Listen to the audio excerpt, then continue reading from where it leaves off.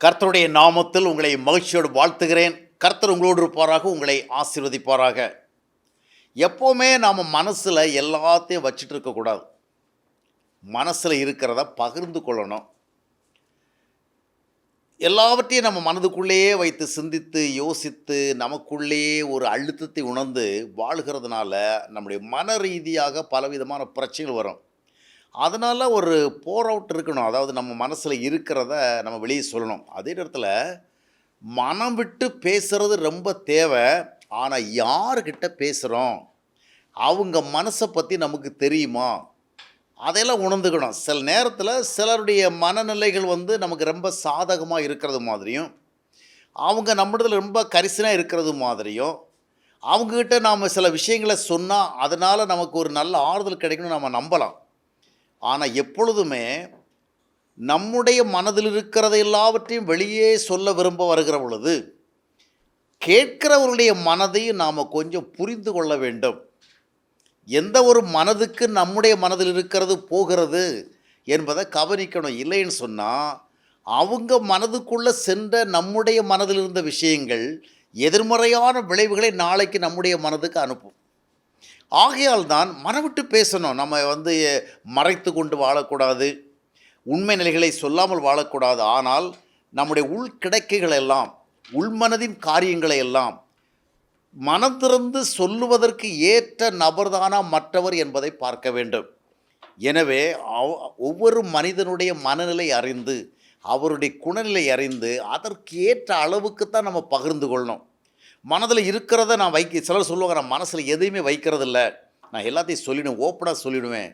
நல்ல பழக்கம்தான். ஆனால் சில விஷயங்களில் நீங்கள் மனதில் தான் வைக்கணும். ஏன்னா எந்த மனதுக்கு நீங்கள் அதை சொல்கிறீங்களோ அந்த மனம் உங்களுடைய மனதில் இருந்ததை பெற்றுக்கொண்டு நாளைய தினம் உங்கள் மனதுக்கு என்ன பண்ணணும்னு சொல்ல முடியாது. நான் அப்படித்தான் தொடக்க காலங்களெல்லாம் கொஞ்சம் அவங்க என்கிட்ட நல்லா சிரித்து பேசினோன்னே, அன்பாக பேசினோன்னே, பிரைஸ்லாட் சொன்னோன்னு நான் நினைத்து கொள்வது, கர்த்தருக்குள்ளார இருக்கிறவங்க கர்த்தருடைய பிள்ளைகள், அதனால் நம்ம மனசில் இருக்கிறதெல்லாம் சொல்லிட்டு நான் கள்ளங்கவடமெல்லாம் நிறைய காரியங்களை பேசியிருக்கிறேன். ஆனால் அதனுடைய சில நேரங்களில் அவைகள் ஒரு காலகட்டத்தில் எனக்கு எதிராக வந்த பொழுது மிகவும் வருத்தப்பட்டேன். இப்படிப்பட்ட இடத்துல போய் எல்லாம் சொன்னேனே, அதுக்காக ஒரு இடத்துலையும் சொல்லக்கூடாதா? இல்லை.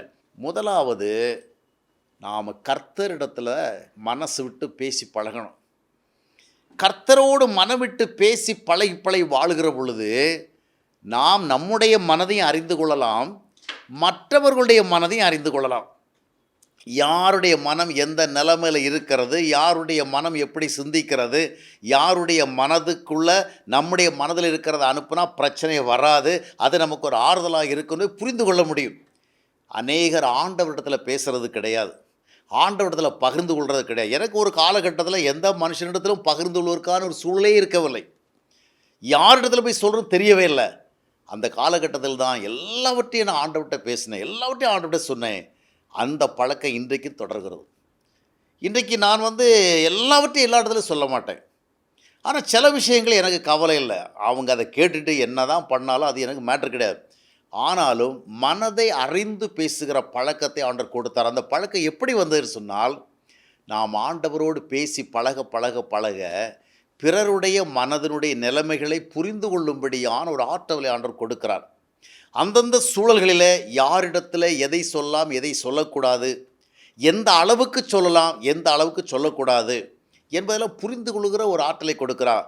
ஆகையால் அன்னுதின வாழ்க்கையில் முதலாவது மனசில் எதையும் வைக்காதபடிக்கு சங்கீதம் 62:8 சொன்னபடி, ஜனங்களே எக்காலத்திலும் கர்த்தரை நம்புகள், எல்லாரையும் நம்பிடாதீங்க, எல்லா நண்பர்களையும் நம்பிடாதீங்க. எல்லா நண்பர்களும் நம்மிடத்தில் ரொம்ப அன்பாக பாசமாக இருக்கிறதுனால நம்ம இருக்கிறதெல்லாம் சொல்லி நம்ம நினைக்கலாம். ஒருவேளை நாளைக்கு அது எதிராக வரும். அதனால் அளந்து சூழலுக்கு ஏற்றபடி நம்ம நடந்து கொள்ளணும். அந்த மனப்பக்குவம் வர வேண்டும் என்றால் ஆண்டவரிடத்தில் பேசி பழகி வாழணும். அங்கே நம்முடைய இருதயத்தில் இருக்கிற பாரங்களெல்லாம் நீங்கிடும். எக்காலத்தில் கர்த்தரை நம்பி அவருடைய சமூகத்தில் சொல்லுகிற பொழுது நம்முடைய இருதயத்தில் ஒரு பெரிய ஆறுதல் வரும், ஒரு பெரிய நம்பிக்கை வரும்.